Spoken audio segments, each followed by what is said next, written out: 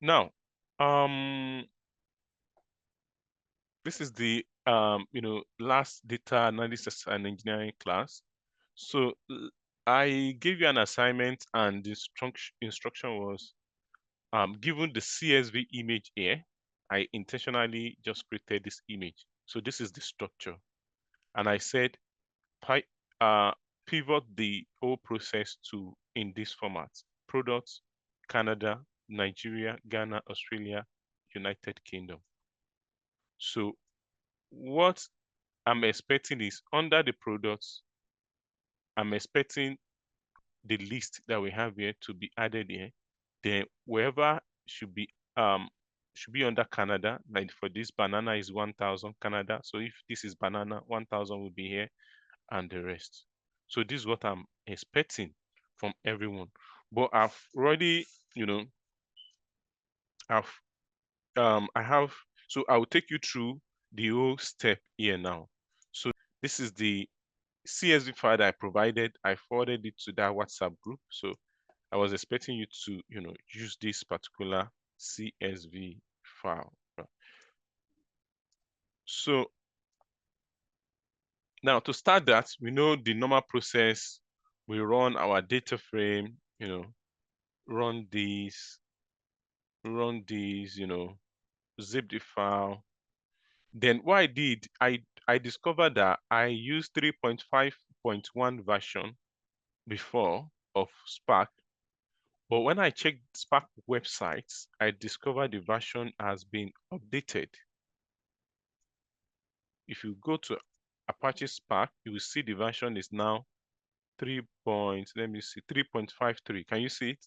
3.5.3. So I upgraded that to 3.5.3 and this. So I was able to zip. So in case you're having I, I, and you are having issue unzipping this file, it might be because of the upgrade added on the Spark website. So just change it to 3.5.3. And from here, pip install find Spark environments, import find Spark. Then you'll be able to see details if you do find Spark, and that's it. So now we can now do from PySpark Spark equals to Spark section, and can you see? Then get or create, use any other one. Let me see, assignment. I will use assignment in this case. So if this is assignment, then we can load our pivot file now. Let me see if I have a pivot file here. Yeah, I have it here. I've already saved it here. So I can run spark.read.format. Then I can do df.show.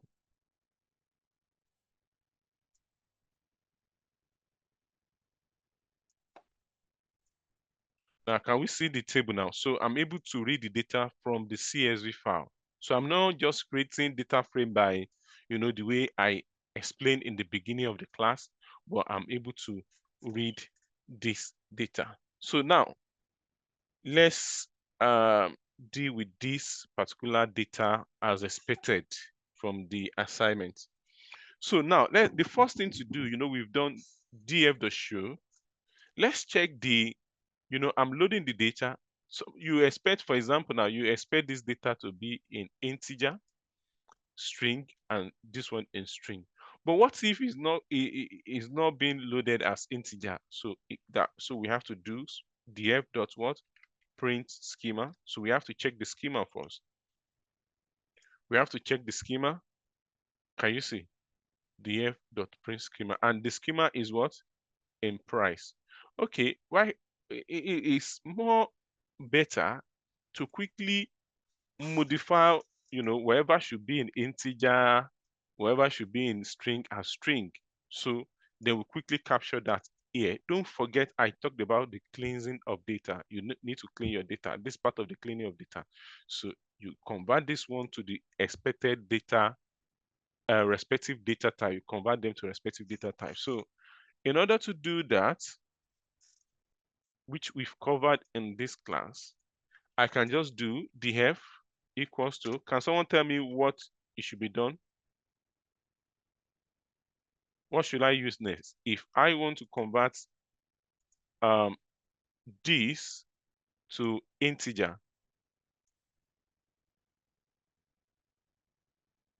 okay. So let's say we use with column. Remember with column? So, and with column, we're sticking to the same name, which is the price. So, and we want to modify this file, df, and that is the price, or you can use dot price. It will still give you the same, remember I gave you an example, series of examples of how to read a data frame, the column. So I can decide to use this like this, or I can decide to use dot prince. It will still give me the same results. So in this case, I'm using dot price rather. Then I can do cast as int. Cast as what? Int. So let's see if we are meeting up with the bracket. So it's perfect. So if we run this, that should not give us any error. If we do that, we can now do df.print schema. Let's check our schema again if it's converted properly. Can you see? It's now what? In integer, from string to what? Integer, from string to integer. So now we now have it in integer. So we've been able to convert, the data type. So let's go to the next stage. The next stage is, to follow wherever we have in the assignment to have the template this way. And how do we deal with that? Okay, so now look at the structures. We want to follow this structure. And how do we do that? What we have to do is, let's say, because we're pivoting it, so let's do pivot df equals to df dots. So we are going to apply group by. And don't forget, whenever you're using group by, if you remember vividly, you always have either sum or you are doing some other majorly sum or counts. Group by. So we want to group by the products that we have here. So we're grouping by product. And the next thing we need to do is that we want to pivot by countries. Remember the country, Canada, Nigeria, this. So we can now pick by what? Country. So let's do by country. That's our country. Good.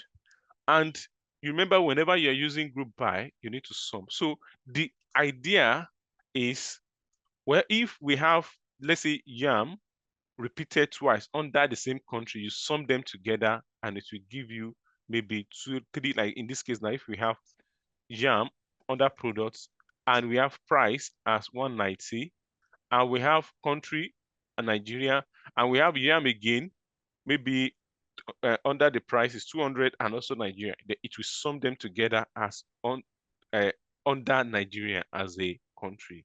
So let's have a look. Let's play around this. So we have sum. Remember, when you're using sum, you will see group by. And I'm very sure you are familiar with this also in SQL. So they are not that different. When you're using group by in SQL, you discover you always see what? Sum. You always see sum. Now, let me run this now. Let's see our results. So pivots underscore df dot show. And if we run that, then we see our result. Can you see? Is it different from what I explained here? Not different, but the structure is different. Canada, so it's still the same. Australia is the first, In this case, it's Canada, Ghana, Nigeria, and this. So it's still the same structure, which is perfect. Now, look at it this way. So we've solved this assignment, but what if, let's say you are in a working environment and you have data in with non-values, especially people, if you are working closely with data scientists. Sometimes data scientists, they do, they do prediction, they do predictive analysis. Please, do you mind, I see it's not nice. can you So mute I've put yourself, that. please?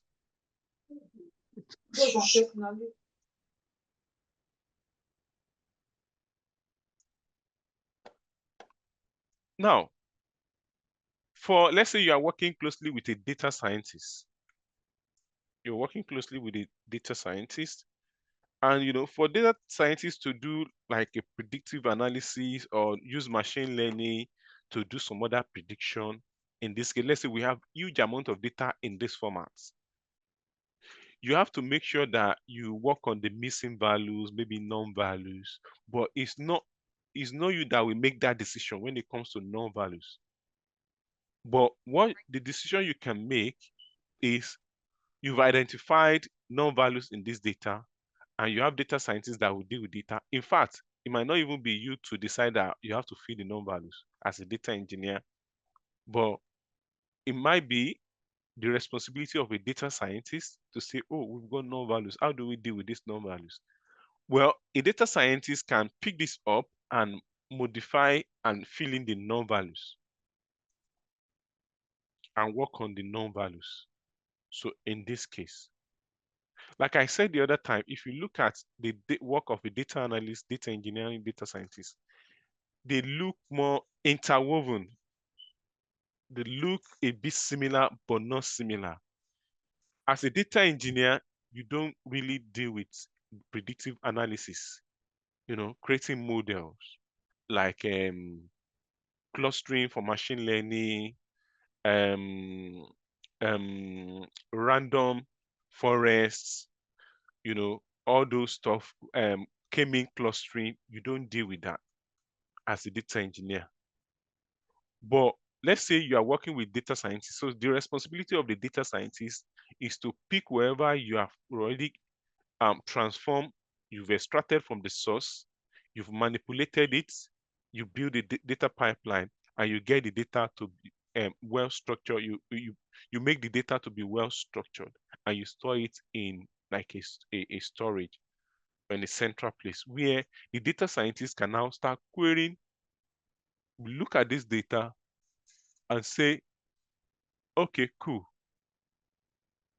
This data, I will need to now start filling the missing values in this case. So give me 1 second.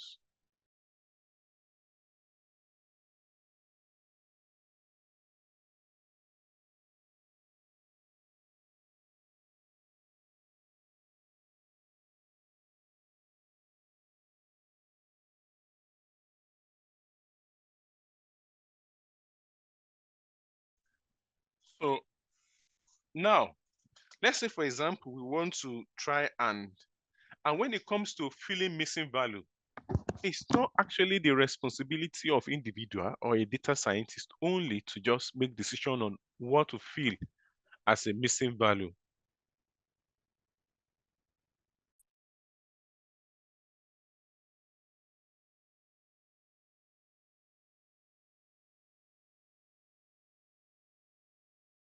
Hello, sir. Yeah, sorry. So it's not the duty of, a data scientist or other maybe data engineer as an individual to decide what to fill as a missing value. It requires you to engage team members, even the stakeholders. If you are dealing with maybe stakeholders, some of the stakeholders that you have, even including your product owner or business analyst or scrum master, depending on what you have within the team, and the project manager. Then you work with other, if you have external stakeholders, you work with them to understand how to undo wherever missing value in your data as a data scientist. Does that make sense? Yes, sir. Yes. So, but your responsibility is now to go after you've worked with them, you understand what you have to fill in this case, then you can write your, write your own programming language code to perform this particular act. So that's how it works. Just want to give you idea of how it works in a working environment, in a commercial environment. So you just don't take decision on what you have to fill as missing value. Like Uncle Yinka told you the other time, we are not actually teaching you, but we are trying to transfer the knowledge, that we're getting in the commercial environment. So we are not just teaching only, we are training good, but we're trying to ensure that this is as more practical, you know, um so you'll be able to get the actual knowledge needed in your work environment. So now let's say we want to fill this missing value. How do we deal with this missing value? In this case, we have the f.show. We've got the details. Let's see. Let's Before we do that, let's print the schema. Let's print schema. 1 second. We have pivots underscore df dot print schema. Okay, so print schema, and let's run print schema. So our schema, can you see, we have this one as string, we have long, which is equivalent to integer. Long is still like numeric, so long. So this is identified as what? Like an integer. So but it's called long in this case. So now for us to fill this one up, we can as well do pivots underscore df equals to pivots underscore df dot na. Na means you are going through the non-value that we have there and you fill up with what? Let's say we want to fill up with 0. Now, if we do that, let's check the results. Pivot underscore df dot show.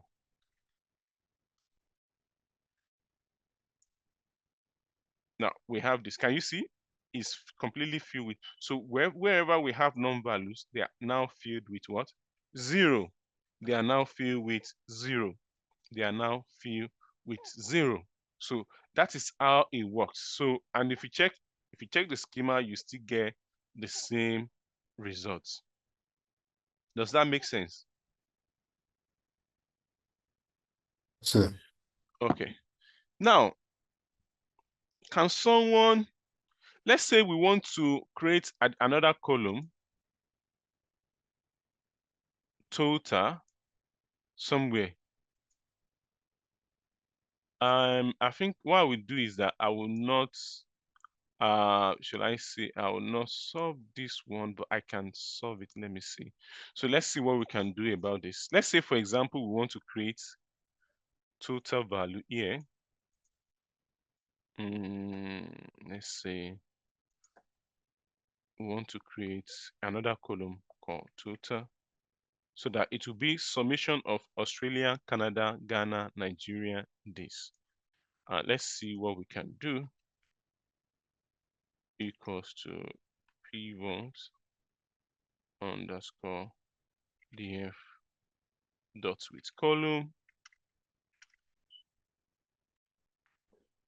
column, and let's say we call it total price. Yeah, let me see, total price. Two columns together. Let's see what we have here. Can you see the sum? So we can use this. So in this case, we can use this dot co. So we need to import what? Call. So we can import call. And how do we do that? Let's do Spark. So we can neglect this. Don't forget, from PySpark dot SQL dot function imports call. Okay. I'm saying some too. Okay, that's fine. So let's do this one now. So let's play around this. We have with column rename, we have our we're not going to use with column rename here. It's going to be with column. From the example we have here, can you see it's saying select, but in our case we're not going to do select. So we're just going to do total price equals to sum, and we do call. And what's the column? The first column is Australia.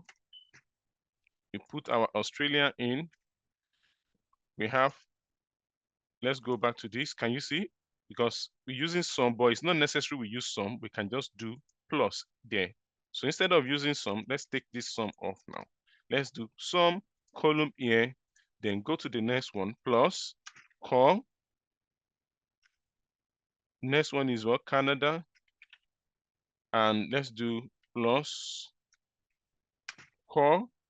Okay. That is Ghana, right? We have Ghana. Then we do plus call. Then we have Nigeria plus call United Kingdom. So you have United Kingdom in this case. So don't forget, we don't need to use alias in this case because we've already said here we're creating an additional column which is called that. So let's see if we are getting something right You didn't here. put your Ghana in, Please, can you mute yourself, please? sorry, you didn't put Ghana in what it calls. Yeah. Okay, Ghana, sorry, thank you. Yeah. Thank you for pointing that out. I thought maybe you were saying something different, sorry. Not related to this class. So now Ghana is updated. So here we can do pivot underscore what they have. And if we show our results, then we have the results as total. Can you see? So it's doing the calculation here. I think we covered this one in the last class. So can you see we can see the calculation here now? So everything is calculated, is the summation of this that will give us the total price. Alternatively, you could also do pivots dot Australia, pivots dot Canada. Take this off. You can do pivots dot Ghana. Is it pivot? Oh, sorry, pivot df rather. Pivot underscore df. Pivot underscore, sorry, take this off. Pivot underscore df. Pivot underscore df. Pivot underscore df. And Nigeria, yeah, underscore df. Dots. Then pivot underscore df. Dot. Let's see if it works. So it depends on what is working for you. So let's see what we have. So we have this column passed in, and this. So let's see if we have same result. So it's saying there should be a comma somewhere. So it's trying to tell us that something is wrong somewhere. Let's see, summation of this. Maybe we should have done something different there. Let's see.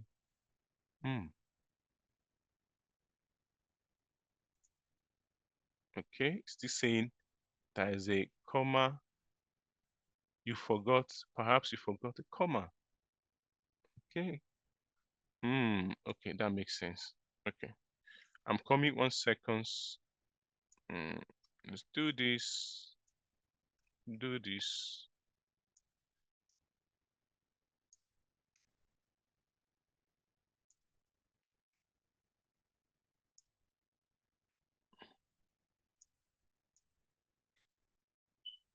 Let's see if so this is done. Let's see this and this. Then let's see. Hmm.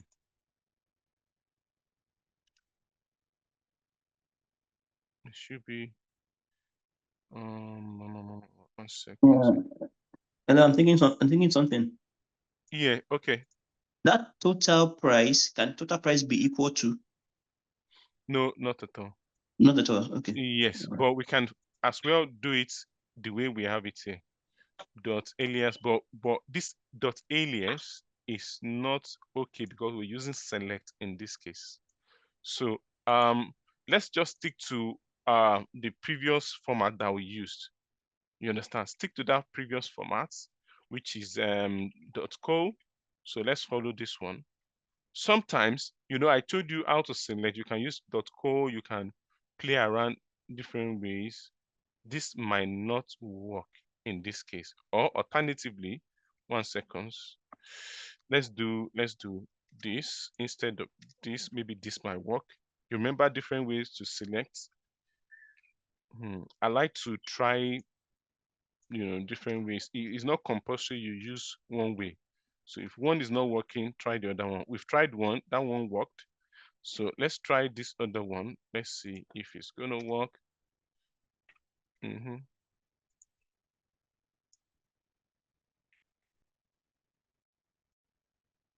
So let's try this. Let's try. And let's see this also.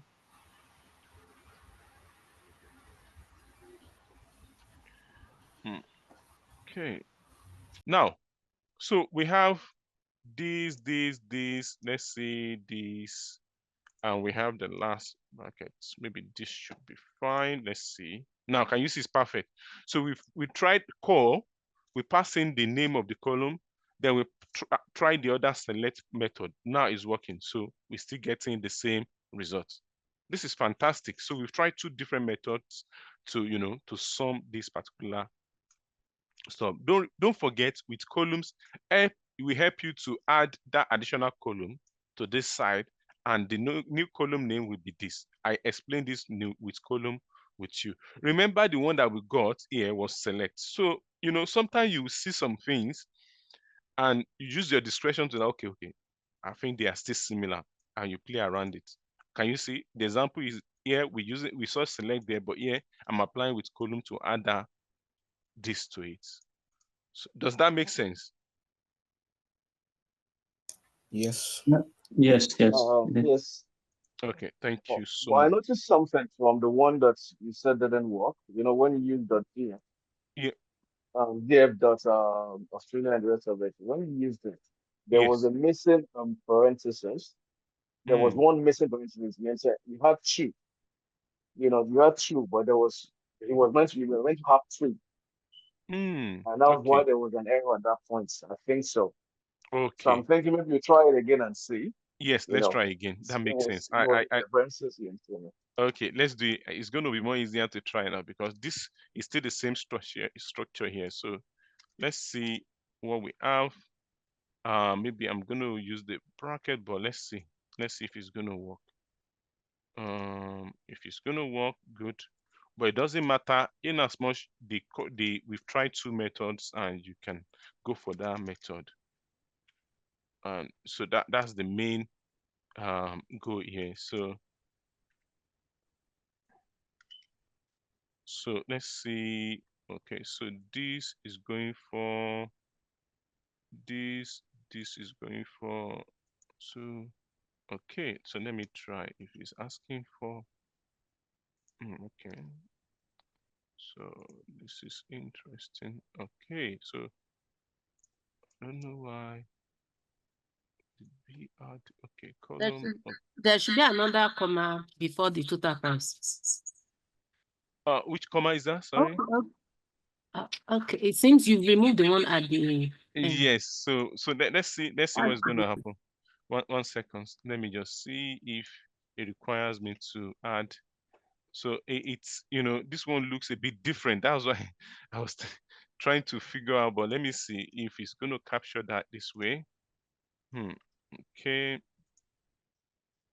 Sorry. So, but the other two methods work. So we are okay.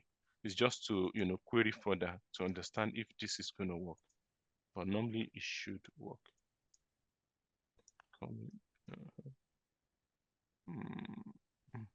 This, so we've covered up to this. Let me see if we need. Okay, so I don't think this is working, and I don't know the reason, because now if you look at this, the blue one is still giving me an error. Yes, so automatically something is wrong with this method, because look at it this way clearly. Here it should be there, this one should be there, but it's still pointing out that something is still wrong. Let me pass in here. So, and I don't expect, 1 second, let me pass in here, and another one. This one goes with okay, so something is wrong, so this method is not going to work. I can bet it is not going to work. So let's stick to the two methods that we've already discovered. So these are the things you're going to experience in your projects, while you're working. So you might try some methods and they will not work, and you have to go for another method. It's an example of what you're going to experience. It doesn't mean that you don't know what you're doing. You just have to try another way of, dealing with data. Does that make sense? But in this case, if you try, okay, let's run this now. Can you see it's perfect? Well, if you want to query this data now, let's say, for example, now you want to select dot Australia. Let's say dot show. Okay, so it said column object. So it's looking for, okay, I'm coming, looking for another method. So just follow this method. Does that make sense? Follow this method, and yeah, just follow the previous method I've explained, and you'll be fine. So that's how it works. So we've been able to what, pass our missing values, and we did some, did a calculation by summing the total products prices that we have here, Australia, Canada, this together. Does that make sense? So yes, so we've covered what we are expected to cover today.